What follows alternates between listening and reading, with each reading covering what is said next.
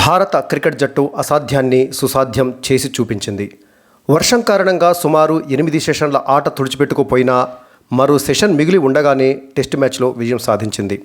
కాన్పూర్ వేదికగా బంగ్లాదేశ్తో జరుగుతున్న రెండవ టెస్ట్ మ్యాచ్లో ఈ ఫీట్ సాధించింది. టీ20 తరహాలో 8కి పైగా రన్ రేట్ తోటి తొలి ఇన్నింగ్స్లో పరుగులు చేసిన టీమిండియా ఆ తర్వాత ప్రత్యర్థి బ్యాటర్లకు కళ్ళెం వేసి మ్యాచ్ను చేజెక్కించుకుంది. ఇప్పటికే తొలి టెస్టులో 280 పరుగుల భారీ తేడాతోటి గెలుపొందిన భారత్ కాన్పూర్ టెస్టులోనూ గెలిచి టెస్ట్ సిరీస్ను 2-0 తేడాతోటి క్లీన్ స్వీప్ చేసింది. దీంతో ప్రపంచ టెస్ట్ ఛాంపియన్షిప్ పాయింట్ల పట్టికలో అగ్రస్థానాన్ని సుస్థిరం చేసుకుంది. 2 వికెట్ల నష్టానికి 26 పరుగుల ఓవర్ నైట్ స్కోర్ తోటి 5వ రోజు ఉదయం బ్యాటింగ్ ప్రారంభించిన బంగ్లాదేశ్ భారత బౌలర్ల దెబ్బకు కొద్దిసేపటికే అంటే 146 పరుగులకే కుప్పకూలింది. భారత బౌలర్లలో జస్ప్రీత్ బుమ్రా 3 వికెట్లు, రవిచంద్రన్ అశ్విన్ 3 వికెట్లు, రవీంద్ర జడేజా కూడా 3 వికెట్ల చొప్పున తీశారు. ఆకాష్ దీప్కు 1 వికెట్ దక్కింది.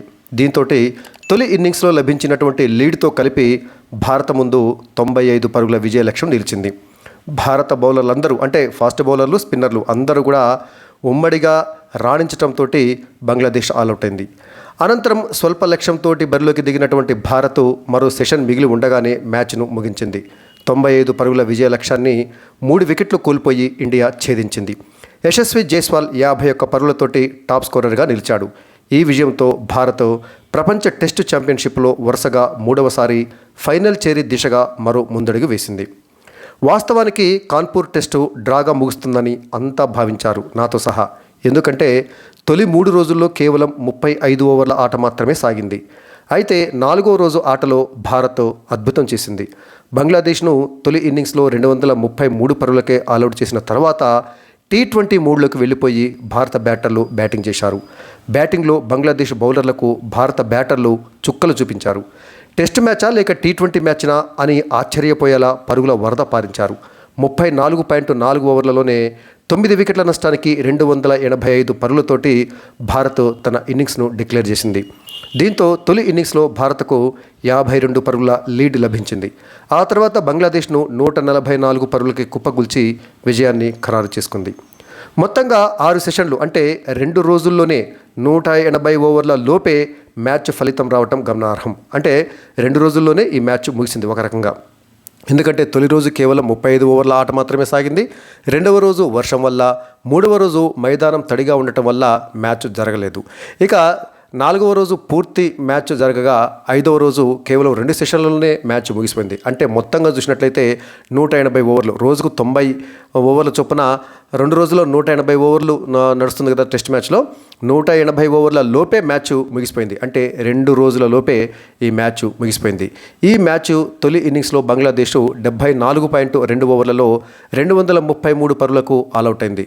భారత్ తన తొలి ఇన్నింగ్స్లో 34.4 ఓవర్లలో 9 వికెట్ల నష్టానికి 285 పరుగులు చేసి డిక్లేర్ చేసింది. ఆ తర్వాత రెండో ఇన్నింగ్స్లో బంగ్లాదేశ్ 47 ఓవర్లలో 146 పరుగులకు ఆల్అవుట్ అయింది. అనంతరం భారత్ కేవలం 17.2 ఓవర్లలోనే లక్ష్యాన్ని ఛేదించింది. ఈ మ్యాచ్లో టీమిండియా పలు రికార్డులను నెలకొల్పింది. ఈ మ్యాచ్లో ప్లేయర్ ఆఫ్ ది మ్యాచ్ అవార్డును యశస్వి జైస్వాల్ దక్కించుకున్నాడు. ఇక ఈ మ్యాచ్ స్కోర్ బోర్డు విషయానికి వచ్చినట్లయితే టాస్ గెలిచినటువంటి ఇండియా బంగ్లాదేశ్కు బ్యాటింగ్ ఇచ్చింది తొలి రోజు. అయితే తొలి రోజు కేవలం 35 ఓవర్ల ఆట మాత్రమే సాధ్యమైంది. ఆ తర్వాత 4వ రోజు మళ్ళీ బంగ్లాదేశ్ తన బ్యాటింగ్ను కొనసాగించింది. తొలి ఇన్నింగ్స్లో బంగ్లాదేశ్ 74.2 ఓవర్లలో 233 పరుగులకు ఆల్అవుట్ అయింది. బంగ్లాదేశ్ ఇన్నింగ్స్లో మోమినుల్ హక్కు ఒక్కడే ఒంటరి పోరాటం చేసి 194 బంతుల్లో 17 ఫోర్లు, 1 సిక్సర్లతోటి 107 పరుగులు చేసి నాట్అవుట్గా నిలిచాడు. ఆ తర్వాత ఏ ఒక్కరు కూడా కనీసం హాఫ్ సెంచరీ కూడా చేయలేదు. అంటే మోమినుల్ హక్కు 107 పరుగులు చేసి సెంచరీ చేస్తే ఆ తర్వాత సెకండ్ హైయెస్ట్ స్కోరు కెప్టెన్ షాంటో చేసినటువంటి 31 పరుగులు కావటం గమనార్హం.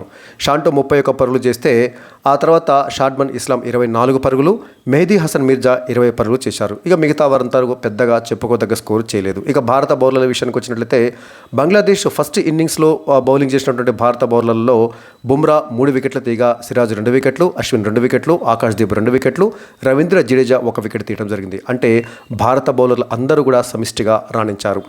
తదనంతరము ఆ 4వ రోజు ఇండియా తన తొలి ఇన్నింగ్స్ బ్యాటింగ్ను ప్రారంభించింది. ఇండియా టీ20 మోడ్లో బ్యాటింగ్ చేయడం జరిగింది. ఫస్ట్ ఇన్నింగ్స్లో కేవలం 34.4 ఓవర్లలో 9 వికెట్ల నష్టానికి 285 పరుగులు చేసి ఇండియా తన ఫస్ట్ ఇన్నింగ్స్ను డిక్లేర్ చేయడం జరిగింది. ఇక ఇండియా ఇన్నింగ్స్లో ఓపెనర్ యశస్వి జైస్వాల్ కేవలం 51 బంతుల్లోనే 12 ఫోర్లు 2 సిక్సర్లతోటి 72 పరుగులు చేసి టాప్ స్కోరర్గా నిలిస్తే కేఎల్ రాహుల్ 43 బంతుల్లోనే 7 ఫోర్లు 2 సిక్సర్లతోటి 68 పరుగులు చేశాడు. కెప్టెన్ రోహిత్ శర్మ 11 బంతుల్లోనే 1 ఫోరు ఏకంగా 3 సిక్సర్లతోటి 23 పరుగులు. శుభ్మన్ గిల్ 36 బంతుల్లో 4 ఫోర్లు 1 సిక్సర్ తోటి 39 పరుగులు చేయగా విరాట్ కోహ్లీ 35 బంతుల్లో 4 ఫోర్లు 1 సిక్సర్ తోటి 47 పరుగులు చేశారు. అంటే భారత బ్యాటర్లందరూ కూడా సమిష్టిగా రాణించారు. ఒక పంతు మాత్రమే కేవలం 9 పరుగులు మాత్రమే చేసి విఫలమయ్యాడు.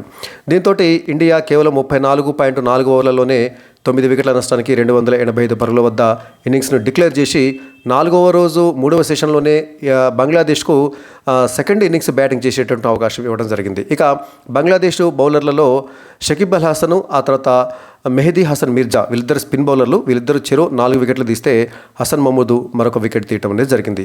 4వ రోజు థర్డ్ సెషన్లో తన 2వ ఇన్నింగ్స్ను ప్రారంభించినటువంటి బంగ్లాదేశ్ ఆ రోజు అంటే 4వ రోజు సాయంత్రానికి 2 వికెట్లను కోల్పోవడం జరిగింది. ఆ తర్వాత 5వ రోజు తన బ్యాటింగ్ను కొనసాగించింది. మొత్తంగా బంగ్లాదేశ్ తన సెకండ్ ఇన్నింగ్స్లో 47 ఓవర్లలో 146 పరుగులకే ఆల్అవుట్ అయింది.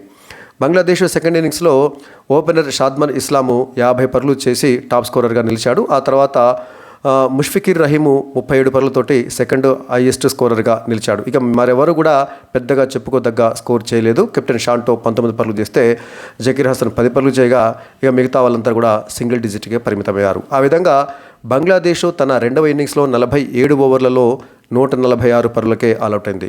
ఇక బంగ్లాదేశ్ సెకండ్ ఇన్నింగ్స్లో భారత బౌలర్లు 2వ ఇన్నింగ్స్లో కూడా భారత బౌలర్లందరూ సమిష్టిగా రాణించారు. బుమ్రా, అశ్విన్, రవీంద్ర జడేజా ఈ ముగ్గురు కూడా తలా 3 వికెట్లు తీస్తే మరొక వికెట్ను ఆకాశ్దీప్ తీశారు. ఆ తర్వాత 95 పరుగుల విజయ లక్ష్యంతో బ్యాటింగ్ ప్రారంభించినటువంటి ఇండియా కేవలం 17.2 ఓవర్లలోనే 3 వికెట్లు కోల్పోయి 98 పరుగులు చేసి లక్ష్యాన్ని విజయవంతంగా పూర్తి చేసింది. భారత 2వ ఇన్నింగ్స్లో యశస్వి జైస్వాల్ మరోసారి రాణించి కేవలం 45 బంతుల్లోనే 8 ఫోర్లు 1 సిక్సర్ తోటి 51 పరుగులు చేశాడు. చివరిలో విన్నింగ్ షాట్ కొట్టబోయి అవుట్ అయ్యాడు యశస్వి జైస్వాల్. ఇక తర్వాత విరాట్ కోహ్లీ 37 బంతుల్లో 4 ఫోర్లతోటి 29 పరుగులు చేసి నాట్అవుట్గా నిలవగా శుభ్మన్ గిల్ 6 పరుగులు, కెప్టెన్ రోహిత్ శర్మ 8 పరుగులు మాత్రమే చేసి అవుట్ అయినప్పటికీ యశస్వి జైస్వాల్, విరాట్ కోహ్లీ వీళ్ళిద్దరు కలిసి ఇండియాను సురక్షితంగా విజయ తీరాలకు చేర్చారు. చివరిలో బ్యాటింగ్ వచ్చినటువంటి రిషబ్ పంత్ 4 పరుగులతోటి నాట్అవుట్గా నిలవడం జరిగింది. ఆ విధంగా ఇండియా 17.2 ఓవర్లలోనే 98 పరుగులు చేసి 3 వికెట్లు కోల్పోయి 98 పరుగులు చేసి లక్ష్యాన్ని విజయవంతంగా ఛేదించి ఈ మ్యాచ్లో ఇండియా గెలవడం జరిగింది. ఇక బంగ్లాదేశ్ బౌలర్లలో మెహదీ హసన్ మిర్జా 2 వికెట్లు తీస్తే తైజుల్ ఇస్లాం 1 వికెట్ తీయడం జరిగింది. దీంతో ఈ సిరీస్ను ఇండియా 2-0 తేడాతోటి గెలుచుకోవడం జరిగింది. ఈ మ్యాచ్లో ప్లేయర్ ఆఫ్ ద మ్యాచ్ అవార్డును యశస్వి జైస్వాల్ దక్కించుకోగా player of the series award senior bowler Ravichandran అశ్విన్కి లభించింది. ఇక ఈ సిరీస్ విజయంతో భారత్ వరల్డ్ టెస్ట్ ఛాంపియన్షిప్ పాయింట్ల పట్టికలో తన అగ్రస్థానాన్ని మరింత సుస్థిరం చేసుకుంది. ఇక ఈ తర్వాత ఈ 2 జట్ల మధ్య T20 సిరీసు 3 మ్యాచ్ల T20 సిరీసు అక్టోబర్ 6 నుండి ప్రారంభం కానుంది.